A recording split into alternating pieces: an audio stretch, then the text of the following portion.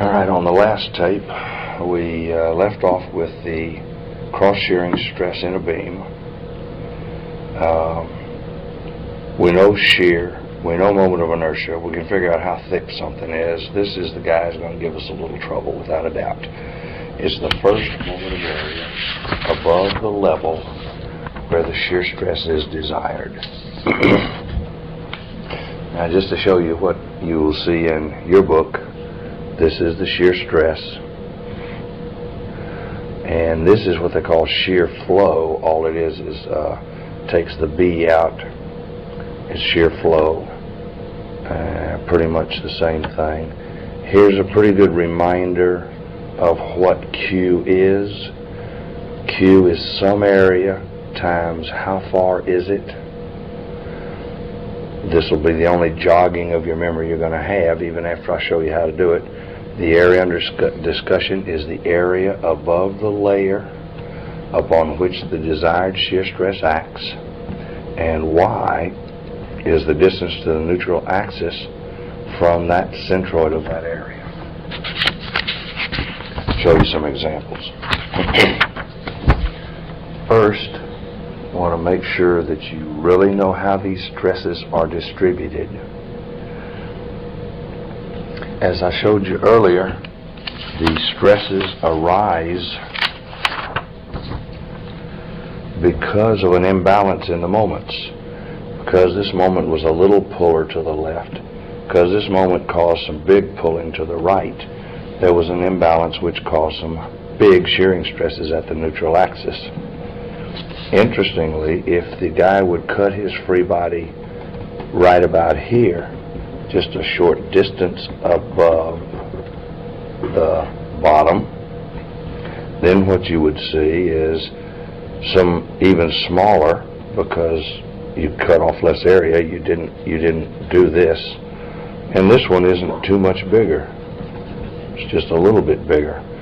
And the reason is all of this imbalance here is no longer on the free body.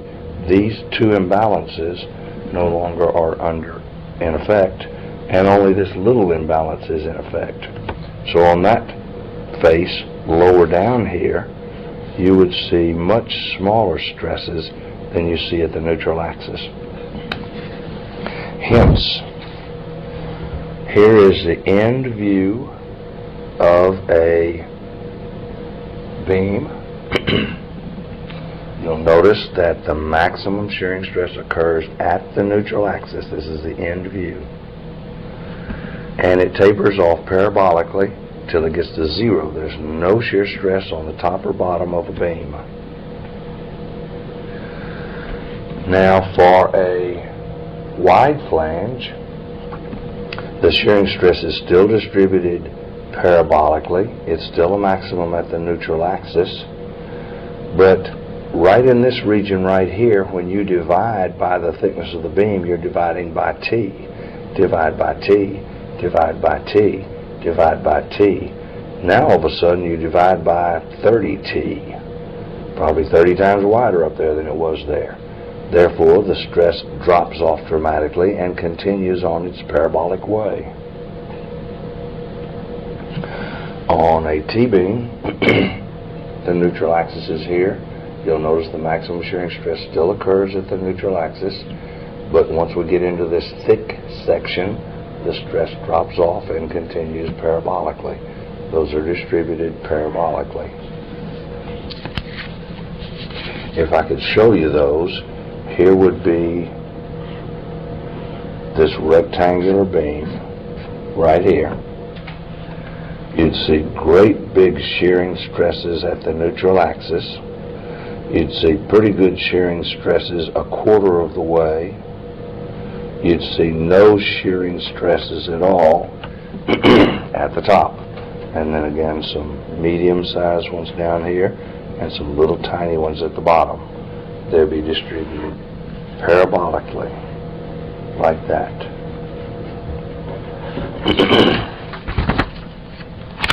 Now then, let's get a Q value.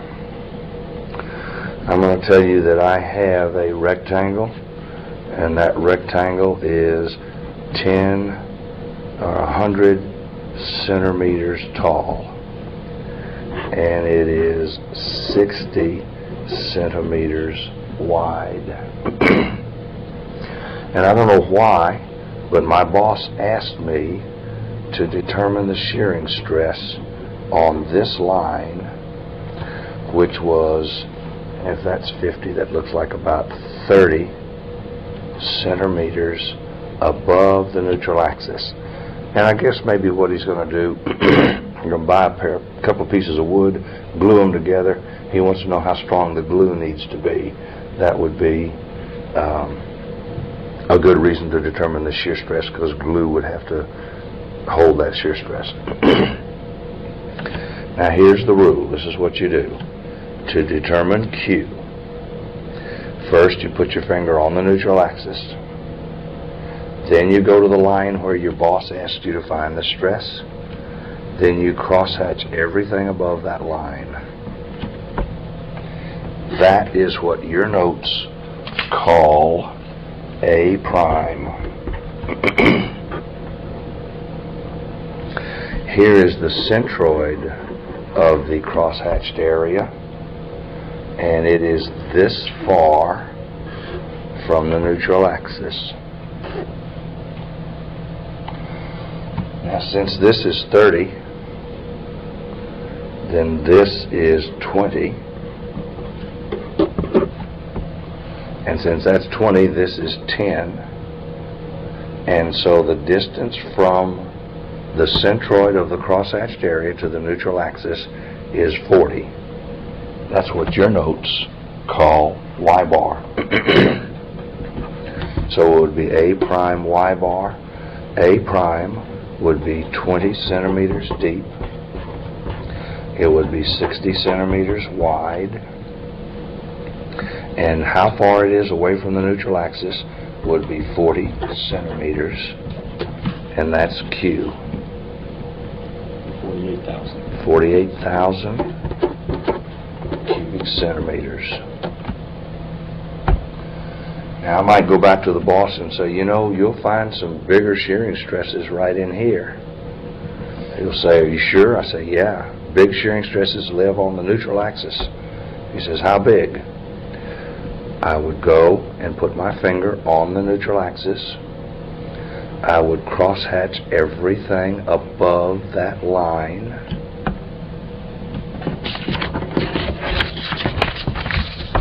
And you know, who's to say what's above? Down is just as good as up. You crosshatch everything on one side of that line. Just usually makes the numbers easier if you crosshatch, you know, out away from the neutral axis. Q for the neutral axis is equal to, the crosshatched area is 50 centimeters deep. It is 60 centimeters wide. Here is the centroid of the crosshatched area. That's half of 50. 25 centimeters is equal to 75,000. And that's how come the shearing stress is bigger, because Q is bigger. The shear acting on the face is the same no matter what. The Q changes. The moment of inertia is the moment of inertia about the neutral axis. Every now and then you get somebody trying to take the moment of inertia of the crosshatched piece. Not so. The moment of inertia, neutral axis moment of inertia, is the only one you ever use for any computations. And then the thickness would be 60.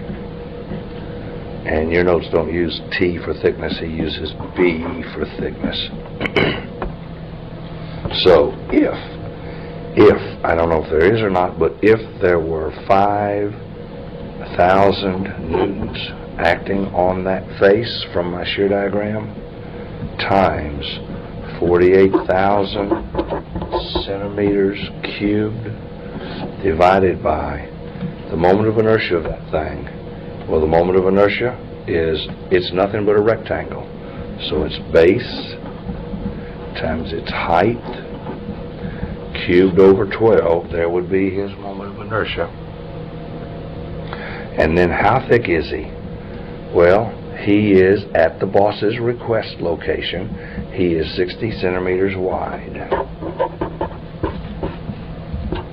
And that'll tell you the stress in newtons per square centimeter. There's a centimeter here, and there's 3 more of them here. That'd be newtons per square centimeter. If you want it in Pascal, you got to change it to newtons per square meter. Alright, let's try this one here. We already did one like this. Here's a T-beam.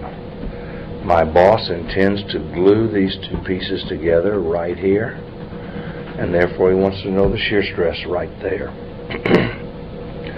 Now theoretically, the stress right above that line, you'll have to use this for B. And immediately below that line, you'll have to use this for B. Obviously the glue is only going to fit on this piece, so I would only calculate the stress below the line, not above the line. Here's Q. Put my finger on the neutral axis. Done so. Go to the line where the boss wants the answer. Done so. Cross-hatch everything on the outside of that line. Done so. Spot the centroid of that piece, and Q is equal to the cross-hatched area times where is it with respect to the neutral axis. Its area is 6 inches by 2 inches by the distance from here to here is 5. Let's see, the total is 8. Take away 5, take away 1. In other words, put your fingers at the top and the bottom. That's 8. Take away 5 to get to the neutral axis. That's 3. Take away 1 to get to the centroid. That's 2. 2 inches.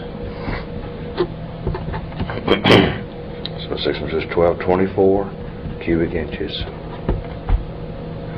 If you would like to know the shearing stress at the neutral axis, it will be a bigger number because Q will be bigger. You could do it like this. Q would equal to 6 times 2 times 2. That's the same Q we had before. Plus the little piece in the middle now is 1 inch deep. He is 2 inches wide, and he's a ½ inch up. So there's Q for the neutral axis. You won't find a bigger Q than that. 25. Another way to do it is to put your line on the neutral axis, go to the place where the boss wants the answer, and cross-hatch the area. Q is equal to 2 inches wide, 5 inches deep, 5, half of that's 2 1/2, 25 inches. Same answer we got before.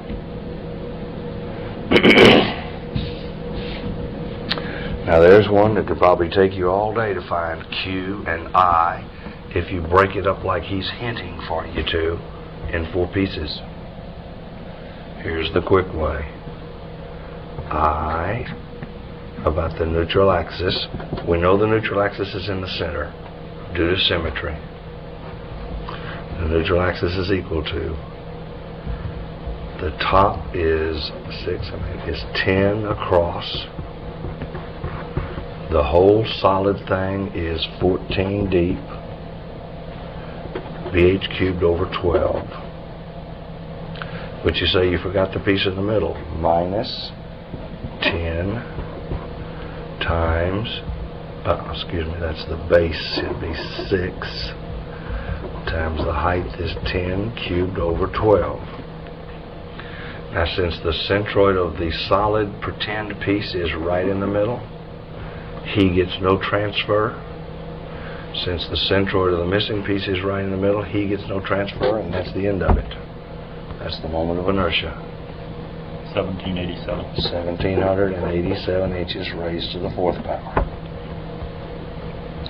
Here is Q for the neutral axis. Q for the neutral axis is equal to 10 wide, 5, 6, 7 deep. That's this piece right here. 10 wide by 7 deep times 3.5. That's halfway up the 7.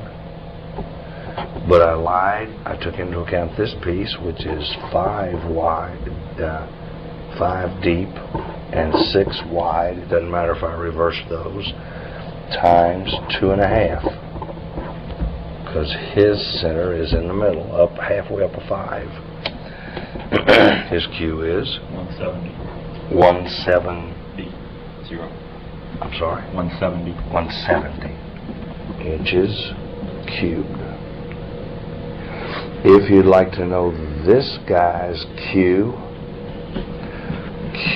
for the top, it's equal to, put your hand on the neutral axis, go to where the boss wants the shear stress, crosshatch everything above that line, put it centroid. Q is equal to 10 wide, 2 deep. The distance to the centroid is 5 plus 1, that's 6.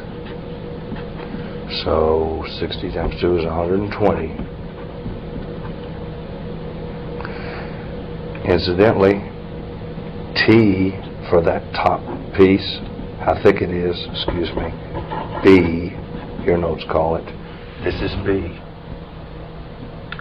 B starts here and stops here, and then starts again there and stops there, so B is 4 inches thick. That thing is 4 inches thick. Just below the glue line.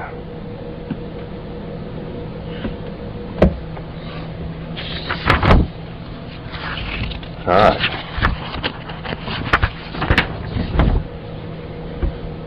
There's the beam that has 4,000 pounds of load on it, a moment of inertia of 895. All I've been asked to do is find the shear stress at that interface and the shear stress at the neutral axis.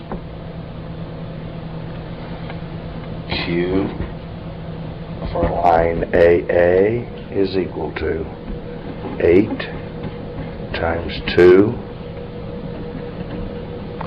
times 5, how easy? 80. 80 inches cubed. How thick is line AA? It's 2 inches thick. Excuse me. B.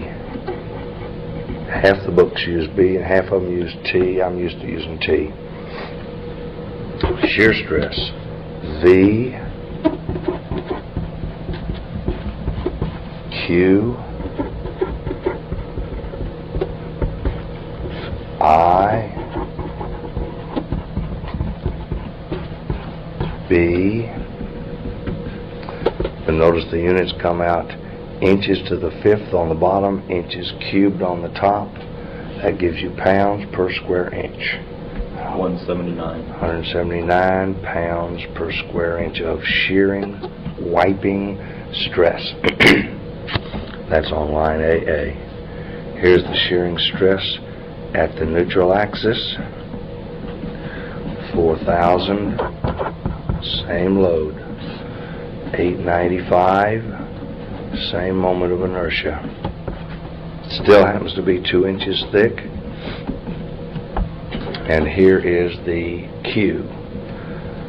80, that was the previous number we had, plus we have another piece. This new piece is 4 inches deep, it is 2 inches thick, and its centroid is 2 inches from here to there. And whatever that works out, should come out bigger than 179. 215. 250.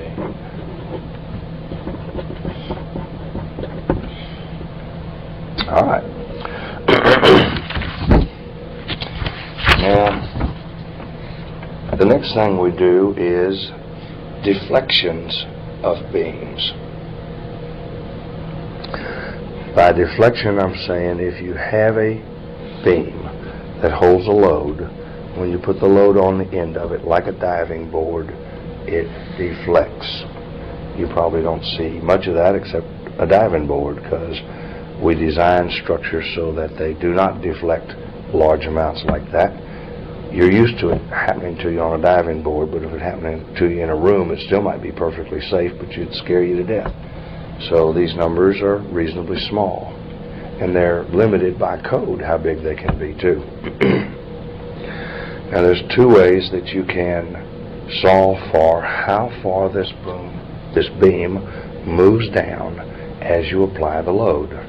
There's a bunch of ways, but the only two that you care about is direct integration and using tables. The reason I say they're the only two you really care about, unless you know some others and are very familiar with them, those are the two that you more than likely use.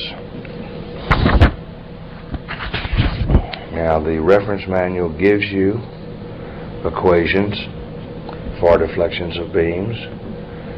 This isn't really deflections of beams, this is going the other way. This is saying that you could take the differential of your moment equation, you get the shear equation. You could take the differential of your shear equation, get the load equation. We've been working from load to shear to moment. That's normally the way you go.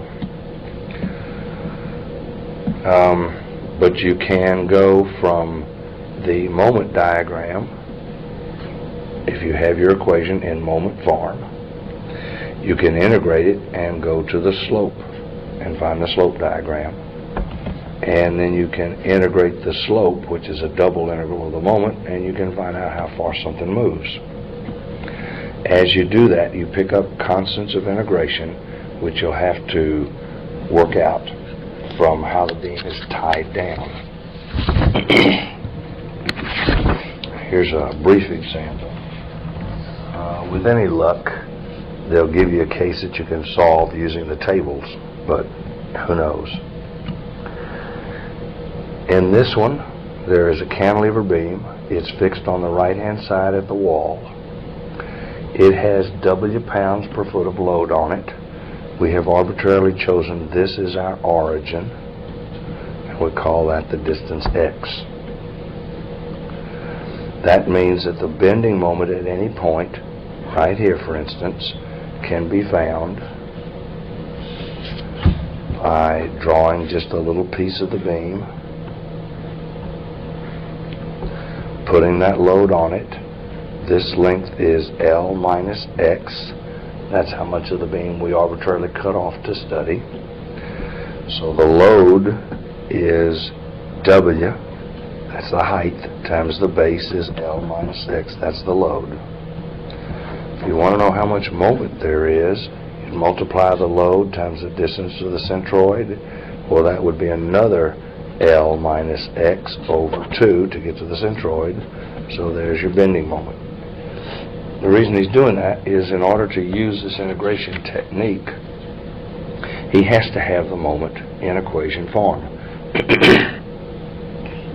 So here you see, same thing we did, and he works it out and it gets minus W over 2 times L minus X squared. The reason he puts a minus on it is because the beam is going down in the shape of a frown, therefore it's a negative moment, and so he just brings the minus sign along with it. Now then, to get the first integral, he merely integrates the L minus X. The W over 2 is a constant, he just brings it out. So he integrates L minus X squared dx, which gives him L squared X minus L X squared plus X cubed over 3. That's the integral of this term. It's expanded. And you notice he picks up an arbitrary constant. Now to get rid of that, he has to know something. And he says, you know what? I know that when X is 0, the shear is 0.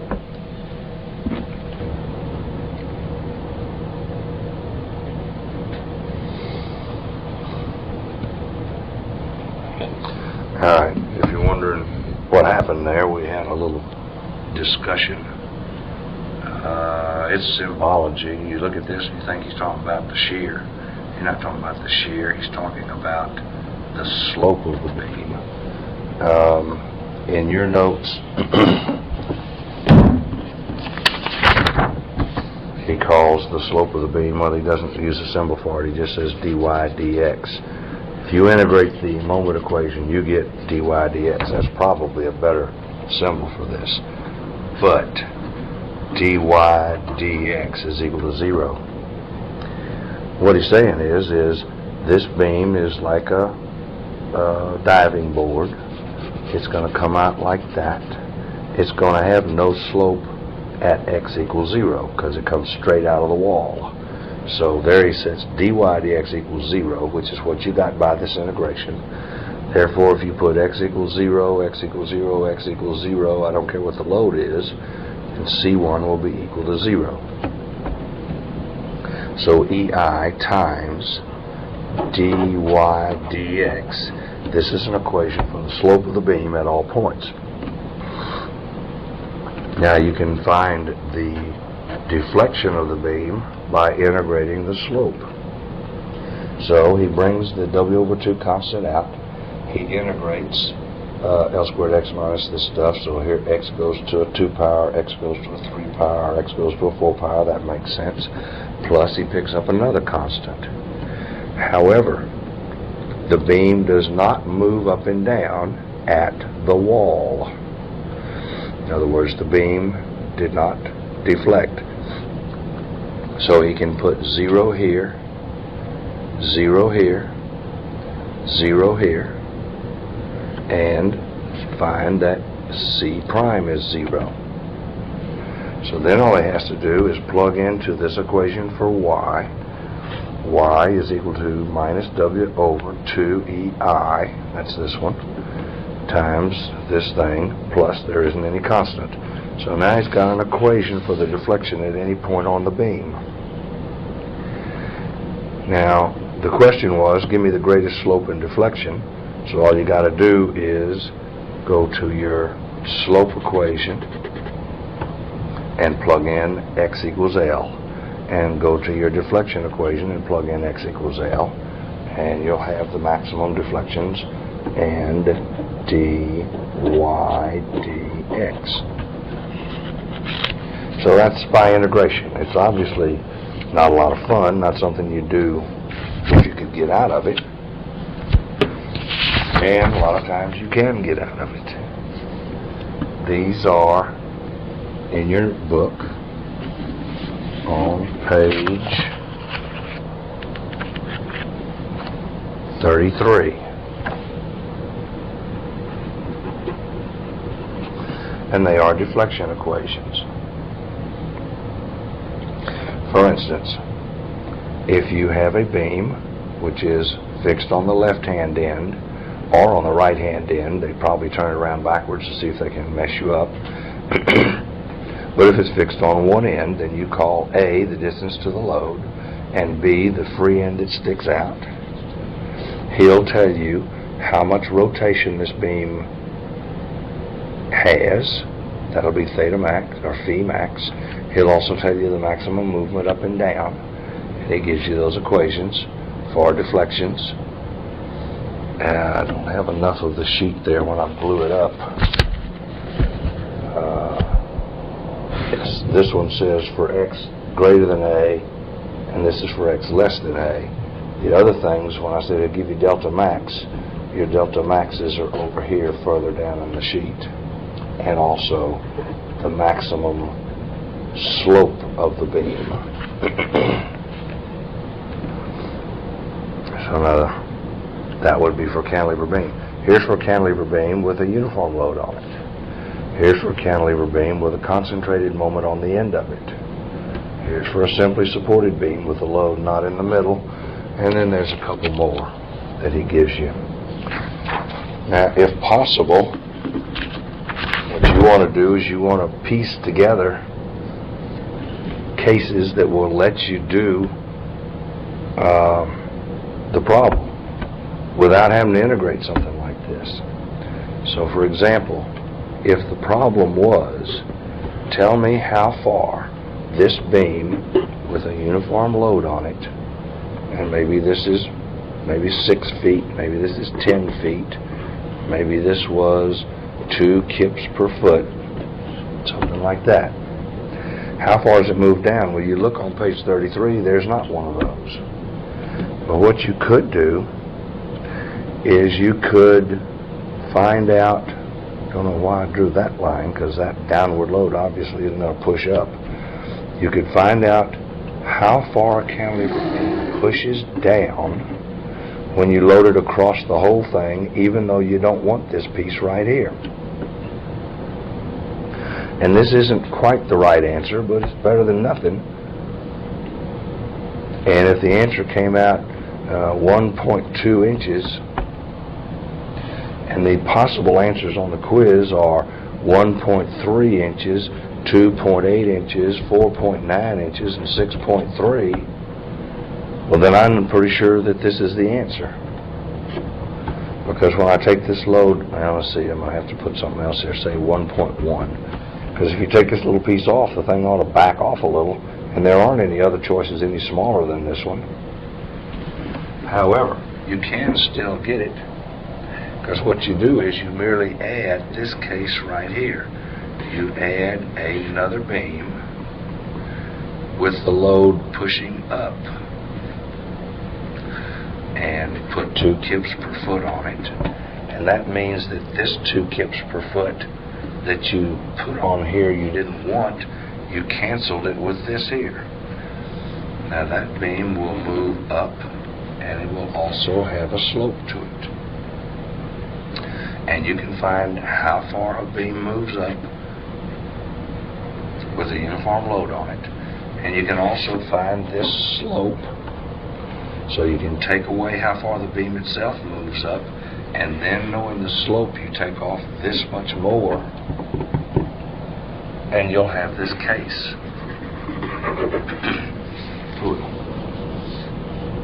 So what you really are going to do is piece together, cobble together an answer out of the stock sets of answers that he has.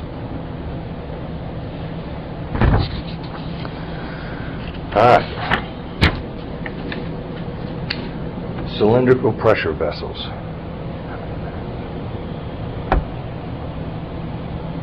Cylindrical pressure vessels have hoop stresses in them. I'll show you what those look like in a minute. They act around the tank in tension. They have long ways or axial stresses, longitudinal stresses. The equations are given in your reference manual. And they have a maximum shear stress of PD over 4T. The hoop stresses are the biggest. You'll notice it's only divided by 2, whereas the longitudinal stresses are divided by 4. Here is a picture of what a half a tank looks like. You'll notice it has hoop stresses.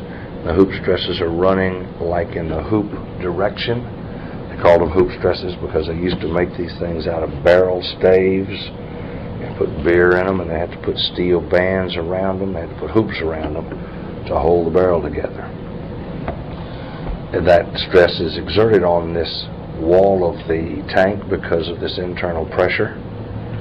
And this hoop stress is equal to P, that's the internal pressure, times D, the diameter of the tank. Take the mean diameter as good as anything, or take the inside, take the outside, doesn't much matter. And divided by 2 times how thick is the wall. Now there's some long wave stresses in the tank also, longitudinal stresses, and they're given by the equation PD over 4. They're actually only half as big. So if you ever put pressure in a tank, it almost always blows up this way as opposed to blowing up the 2 ends coming apart this way. Stresses are only half as big.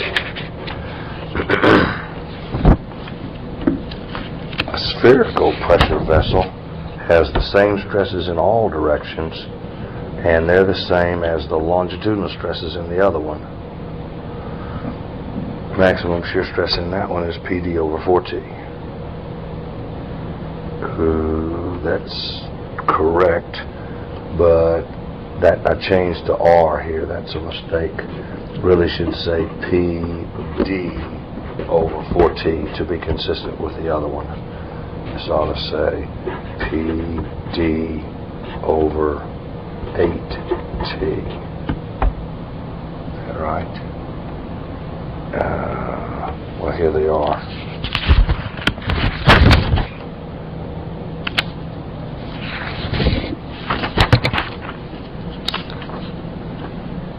Yeah.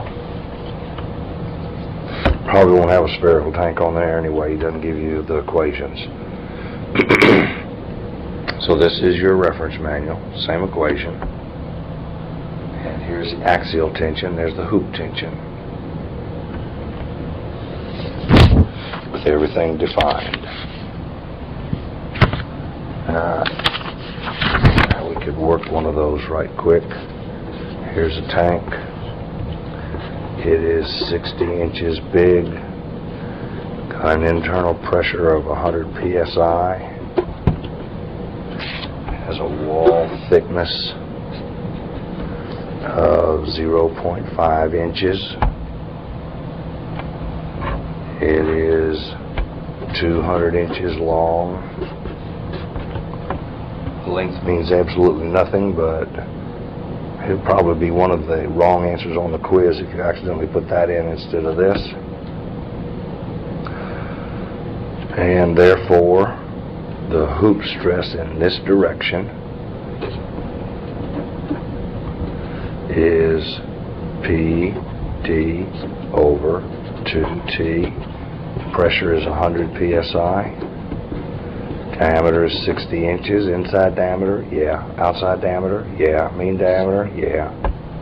Divided by 2 times how thick is the wall, ½ an inch. And those the units come out. PSI, stress, that's good. Equals whatever it's equal to. Alright, now we go to columns. The equation for the critical buckling load. This is a death load. This isn't an allowed load now. In other words, the thing is guaranteed to pop out to the side at this load. It's derived, and a rather lengthy derivation it is, it's derived for a pinned column that simply kicks out to the side. Because that's one of the more standard columns. If you don't like that column, if yours is connected on the ends differently, we make adjustments. How much load you could put on that column on both ends is given by pi squared. You know what E is. I is the moment of inertia. And L is the length of the column. If you don't have a pin column, that's what the K is for.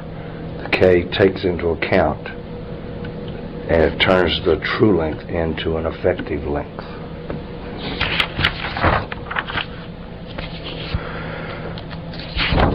Now, some columns act as beams, but they're pretty short.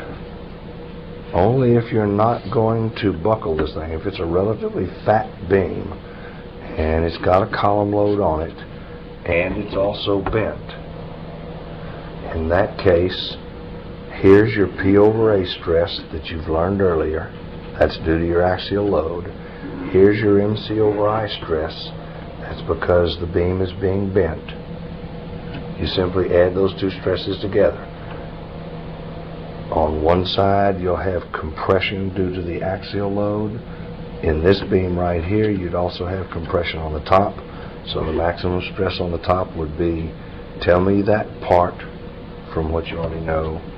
Tell me that part from what you know how to do. On the bottom, you'd have compression due to the axial load, but you'd have tension due to the bending. So that would be F over A minus MC over I. Now, back to column Here's what your book gives you. Here's his beam columns. This is called Euler's formula. You need to know when he says the word long, he means long. This might say, this one's for short columns. So if he asks you, when should you use that? Can you use it on a long column? The answer is no. If he says, what's this good for? You say, well, long columns only.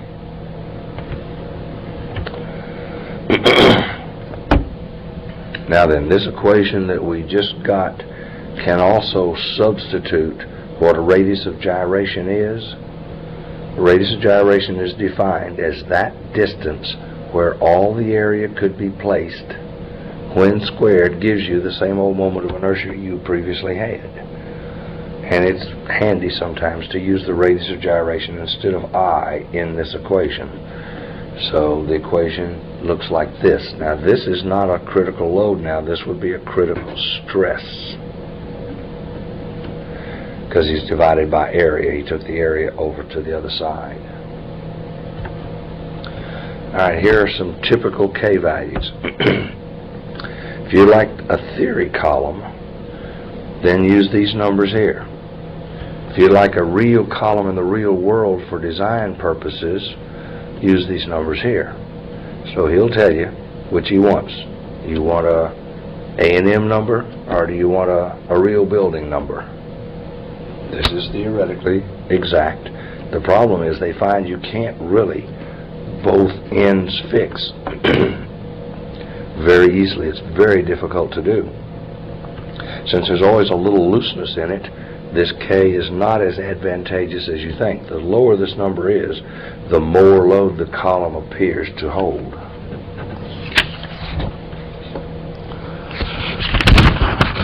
So, here's an example. Here is a column which is going to have a load on top of it, P critical. This particular column is like a 2x4, except a European made it. It's 50 centimeters thick and 150 centimeters wide. Stands up in the air 5 meters.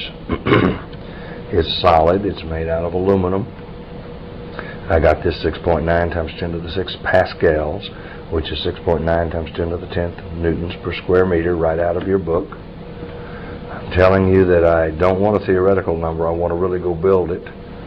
And so I want to know how much really will cause failure. So use design K values. Now the problem is, if you'll notice the way he's got it, he's got the darn thing wired up. Now what that means is the column could buckle about its strong axis. In other words, it could buckle to the right like this. And it wouldn't even know the wires are there. The wires would just go with it. So the wires are ineffective in supporting the top about the strong axis. So I'm going to see how strong this column is about its strong axis, assuming it is a fixed, free column. If it was pin-pinned, I had to use pin-pinned numbers. Now I went ahead and calculated the moment of inertia. And let me make sure we know why these numbers are like this. If you say it's going to buckle about the strong axis, then I'm going to show you that as the buckling axis.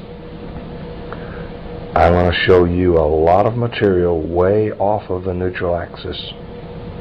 I want to show you the base is 50 and the height is 150. That would buckle about the x axis.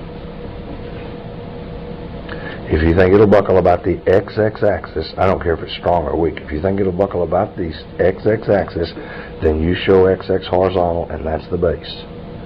So the moment of inertia is base height cubed over 12. That comes out 14.06 times 10 to the minus 6 meters to the 4th. You notice I changed my centimeters to meters. Also, if you will look in your reference manual on page 32, you will find that one end fixed and other end free design value K is 2.1. Theoretically it's 2, but design is 2.1. Then I simply go to my equation, which says P critical is equal to pi squared EI divided by KL squared. So that's pi squared. E is 6.9 times 10 to the 10th newtons per square meter. Moment of inertia is 14.06 times 10 to the minus 6 meters to the 4th.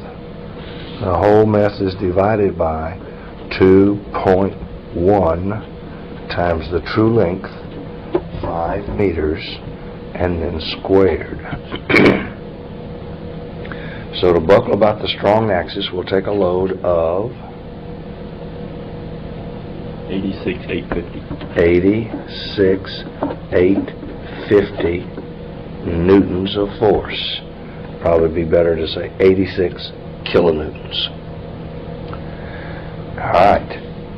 The problem is it might not buckle about the weak axis. It might buckle about the strong axis. I'm not sure I'm going to draw that. But let me show it. Let me show it flopping in out of the paper like that.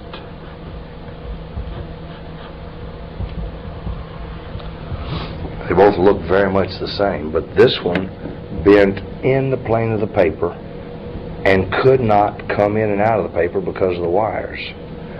Now I'm assuming, oops, it can't do this either, can it? See, this piece can't come out like that because the wire will stop it. What it has to do is it has to come out like this. It has to come out like that. It has to be fixed at the base, and it's just like it has a pin at the top about the weak axis because these wires pin it about the weak axis. So that K, if you look in your book, is for one end fixed and the other end wired or pinned. That's where I got the 0.8. Now the moment of inertia, if it's going to buckle about the weak axis, I show it like that. Now the base is 1.5 and the height is 0.05 for a moment of inertia. There's the K. And now P critical is equal to pi squared E 6.9 times 10 to the 10th I 1.56 times 10 to the minus 6th divided by 0.8 times the true length squared. How much? 598,430. 598,430. Now we're not guaranteeing these numbers. If you crank them out, you may get something else. But if that's right, if we hadn't made a mistake somewhere here, then it will buckle about the strong axis. In other words, the wire prevents it from buckling about its weak axis, so they did help. They're worth the money. But now it buckles about the strong axis. All right, combined stresses. Many times you have both axial loads and twisting on something. For instance, here's a bar that is being stretched. Let me show you a small postage stamp here. You would have to show me some tensile stresses on that postage stamp because you stretched the bar. Then let me twist the bar with a torque T. That's going to cause some shearing stresses like that. Since this torque went up, when he finally gets over to this little postage stamp at A, he'll scrape up on the right-hand side. To keep the postage stamp from moving up, somebody's going to have to pull down on it. Actually, there's another pair of arrows that go to keep the little block from spinning. You see, those two arrows make it want to spin counterclockwise. So another pair are generated internally that stop that. They are equal in magnitude. Now then, you could have axial and bending. You could have stresses under footings. You could have axial, torsional, bending, and pressure. Wow. And then there are equations to tell you how to handle those stresses. For example, here's a case that I just showed you. It has a load on it and a torsion. You would have to draw a little postage stamp on the side of the block and do nothing but this and show me what he did to the postage stamp. Here's what he does to postage stamps. That's what he does. Then you have to draw me the same postage stamp and put on there nothing but the twisting. Well, the twist comes around and he comes around and he comes around. You remember how torque calls shear? He causes a shearing stress like that. To put that in equilibrium, one on this side will appear. To keep these two from going counterclockwise, these two will appear. And the total sum of what's happening to block A will be the sum of these. Here's one that's bent due to a tension load, but he put it off center. By moving it off center a distance E, in effect, he has this, but he also adds this, a bending moment M of magnitude load times eccentricity, since the load is off of there. So you'd have a little postage stamp, say, on the bottom, which has pure tension on it, P over A because of this guy, but then you'd have some tension on the bottom of this one, same postage stamp. The equation is MC over I. The final answer would be the sum of these. Alright, now let's skip that. How many minutes we got? 8. Alright. Every now and then, you will find a little block that has some stretching in the X direction. It's probably because of maybe some P over A. I don't know who caused it. You also have the possibility of some sigma Y stresses. I don't know who caused it. Maybe hoop stress caused it. You may also have some shear stresses acting on the little block. I don't know who caused them. Some tau stresses. Maybe twisting torque caused them. But knowing the magnitude of those three stresses, you can use equations called stress transformation equations from statics, and you can find the stresses on any plane the boss wants you to. If he wants to find the stresses 30 degrees away from the vertical face, the stress transformation equations will let you do it. Also, it'll let you find the stresses, the principal stresses, the biggest stresses. The sad part about this situation is if sigma x is 2 and sigma y is 3 and tau is 4, the biggest sigma stress down in here is probably 5. It's bigger than anything you see, and it's hiding. Same way with the shear stress. Inside there, at some other plane, I don't know where, there is a bigger stress than 4. That's what the equations do for you.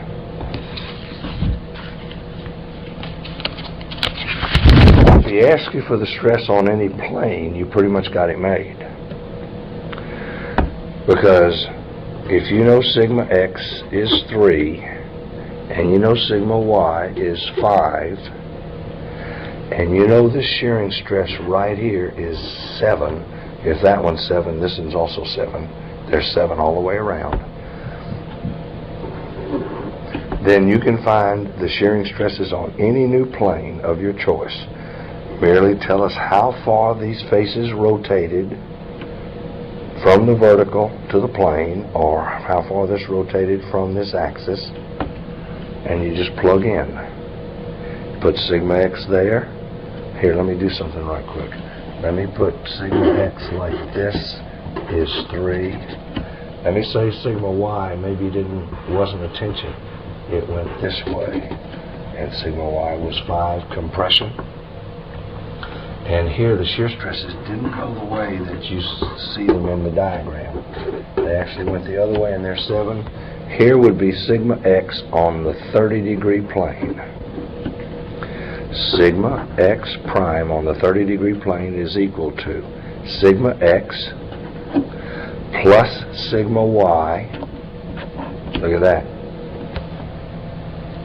The reason is because your sigma x didn't agree with your sigma y didn't agree with my sign convention. My sign convention for these equations is very rigidly fixed. Tension, tension, shear in the direction shown on the block. Not this way here just because it happens to be your case. So I have to put a minus 7 divided by 2 plus sigma x minus sigma y over 2 times the cosine of 60 degrees, 2 theta, plus, now the tau is 7, but it's going the wrong way, so I got to put a minus 7, times the sine of 60 degrees. That would be the stress, this guy right here. You could also find the stress in the y direction. I don't even think it's shown, but it actually, you'd have to cut the block again to see it. And you can find the wiping stress, shear stress. But most times, you'll probably have a block that looks like this. Rather than being asked what is the shear on the 30-degree plane, they'll want to know the biggest stresses. Let's just say that the stress in the x direction is 3, the stress in the y direction is 5, and the shear stress is 7. If that's 3, that's 3. If that's 5, that's 5. If that's 7, that's 7. If those go clockwise, these go counterclockwise. Now there is, what happens is these equations that we looked at a minute ago, turns out they are nothing but the equations of a circle. And since they're the equation of a circle, actually we can get a graphical solution to solve for the principal stresses out of this block. And this is his version of it. Nothing wrong with that, but there's not much room for me to write on it because it's pretty much already fixed. Let me show you on a blank piece of paper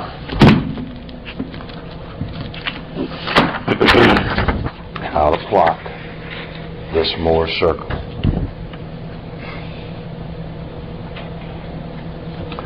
First off, let's move that entirely for right now. You draw a set of axes. You know to do that from the picture. You'll know to label this one the sigma axis because in the book it shows you it's the sigma axis.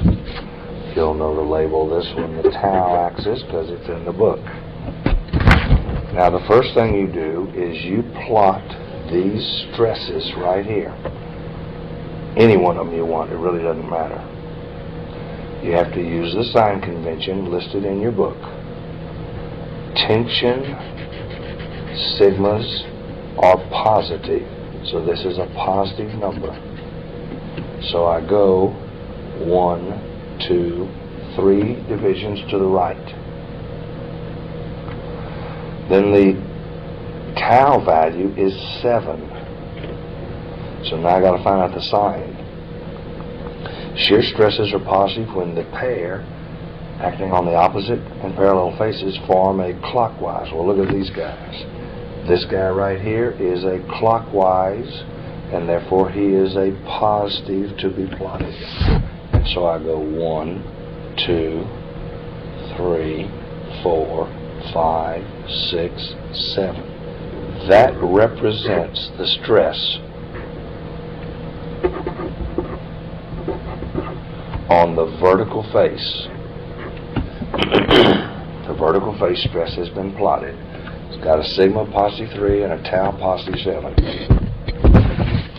If you were to plot this one instead, you get the same thing, because that's a plus 3, and that's a clockwise moment due to this guy. So you plot 3, 7. Whichever vertical face you plot, they're the same. Now let's plot this thing here. This is a sigma-wise 5 compression. The sign convention says tension is plus, so this is a minus 5. So I come over to my diagram and I go 1, 2, 3, 4, 5 down the sigma axis in the negative direction. And then I plot this 7. Well, the 7 shearing stresses are positive when the pair forms a clockwise. Well, this guy doesn't go clockwise. This guy goes counterclockwise. So he is a negative 5, negative 7. So I go negative 5, minus 1, 2, 3, 4, 5, 6, 7. Now what that is that's 2 points on a circle, the circle of which is defined by those stress equations we had earlier. And since that's 2 points on a circle, all I got to do is draw a straight line, and that's the diameter of a circle. And therefore this is the center of a circle. And if that's true, then I can tell you how long the radius of this circle is. This radius is, got a number there for me? 1, 2, 3, 4 squared, plus the following number squared, 1, 2, 3, 4, 5, 6, 7 squared, and then you take a square root. I mean, I just pick it right off my graph. How big? 8.06. 8.06 KSI big. Now, I can plot a circle with a radius 8.06. Here's where it goes. 1, 2, 3, 4, 5, 6, 7, 8, 9. Here's 8.06. This circle goes through that point. I can plot it right below this point. 1, 2, 3, 4, 5, 6, 7, 8.06. This circle goes through that point. I can plot it above here. 1, 2, 3, 4, 5, 6, 7, 8.06. I can plot it to the left. 1, 2, 3, 4, 5, 6, 7, 8.06. Goes through that point. Goes through that point. That's Mr. Moore's circle. The interesting thing is, this is everything you had in those equations. That means that sigma principal 1, usually consider the one to the right, is how far to the right? 1, 2, 3, 4, 5, 6, 7.08. You just measure it. That is the biggest tension stress, since it's on the tension side of the circle. That's the biggest tension side that lives inside of this block. You'll notice you had no idea there was a 7, because you only had 5 and 3. That's why you need these principal stresses to find the biggest stress. The biggest compressive stress, this is the compression side, is, you don't measure from the center of Moore circle, you measure from the axis. 1, 2, 3, 4, 5, 6, 7, 8. fishy here. I'm supposed to add, well, I don't know, it's a pretty bad circle, but I'm supposed to add a radius plus 1, so it's got to be 9.06 whether I plotted it right or not. Sigma principal 2 is 9.06 KSI compression. Tau max, nifty. Tau max is the radius of Moore's circle. That's how high it goes. These circles always center about the x-axis. Tau max is 8.06 KSI.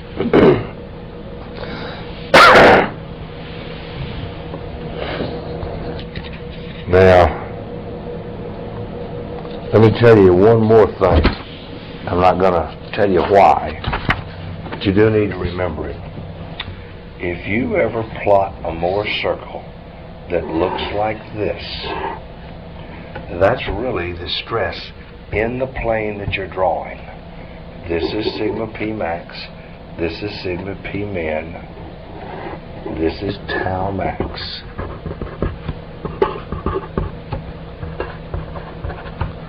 The truth is, if you come out of the plane of the blackboard, there's another circle that goes right in there, and another circle that goes right in there. Nobody cares about them because they have the same maximum compression, they have the same maximum tension, and the tau number isn't any bigger than ours, so nobody cares. However, sometimes when you plot your Moore circle is all on one side. It's always centered. This is sigma P1. This is sigma P2. And this is tau max. Except there are two more circles just like this one. There's another circle that goes back to 0. Nobody cares about that circle because it has the same maximum tension, doesn't have any compression, so we don't care about it, and its tau value is smaller than our tau max, so nobody cares about that circle. This is the one that kills people. There's another one that you don't see out of the plane of the drawing. You don't much care about it. It has the same principal tension, has the same principal compression. Its problem is tau max is sigma P1 over 2, and you weren't predicting that much. That's higher. So that's one trick you got to watch out for when you plot Moore circle, when you draw your stresses. If the circle is all the way to the right, then tau max will be half of this number. If the circle's all the way to the left, tau max will be half of this number. So watch out for that.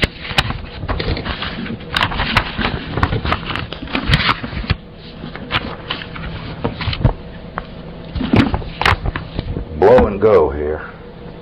There's a couple of things that are probably important enough you really are likely to see it, so it's probably worth another 10 minutes. Many times you'll have a bar, the guy did nothing but stretch it in tension. First off, people always think that if you put a pure tensile force on the bar, then you cause a pure tension sigma P over A in the bar. And you do cause that stress. But if you would cut the thing at a 45-degree angle, you would see that at 45 degrees there is a sliding stress in there also. So just because you have pure tension, don't say 0 for how much shear is in the bar. There is some. Proof, here's the little postage stamp. Here's the P over A on both sides. There's none this way because nobody's pulling it this way. You plot your Moore circle, you plot P over A and no shear. There's P over A and no up and down on the axis. Here you plot no P over A and no shear. There's no P over A and no shear. You draw a Moore circle, look at that. That tau has a value. It's actually half of the P over A stress. So be careful. The trick for all profs, perhaps the exam, will say, how much shear is in a bar? When the guy didn't shear it, he just put pure tension. There is some. Now, let me give you a couple of cheats. I don't know whether it'll get quite this complex or not. If you took the ME or the CE discipline specific, this is very likely to appear on there, but on the general, I don't know. If you have a load on a bar where both ends are locked off, and that's the only bar, then let me just tell you, that P, some of it comes here and some of it goes there. In order to find the load in here, you can't use statics, because you don't know what this is, P on the left, and you don't know how much that is, P on the right, and you can sum moments and some horizontal forces and vertical forces till you're blue in the face, and it keeps saying, I don't know, I don't know, I don't know. Let me tell you how big they are. Take the load and just pretend it's on a regular simply supported beam and find the reactions. That's how much is on the ends. There's, of course, a reason for that. It's because of compatible deformations, but it's very handy to know if this is 6 feet and this is 12 feet and this is 3,000. It's really nice to know that you can just put 3,000 pounds on a simply supported beam, make that 6 feet, make that 12 feet, and solve for that reaction.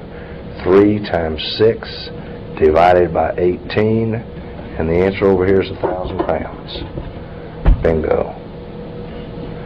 And if that's 1,000, this is 2,000. You'll notice I changed the percentages from 0.3 to 6 and 12. Interestingly enough, torsion works the same way. In both these cases, the bar has to be the same size. I can't imagine them giving you more than one size bar. It has to be made out of one material. I can't imagine them giving you more than one material. But that's a restriction. If you put that torque on there, and it is at this position on the bar, just put it on a simply supported beam, call it T, and solve for the reactions. That's how much resisting torque will go to each end. 0.3 of the torque, 0.7 of the torque. You'll notice as the torque gets down towards the left end, this number gets bigger. When the torque is jammed up against the end, the torque will be torque. It'll all go into this wall, none will go down there.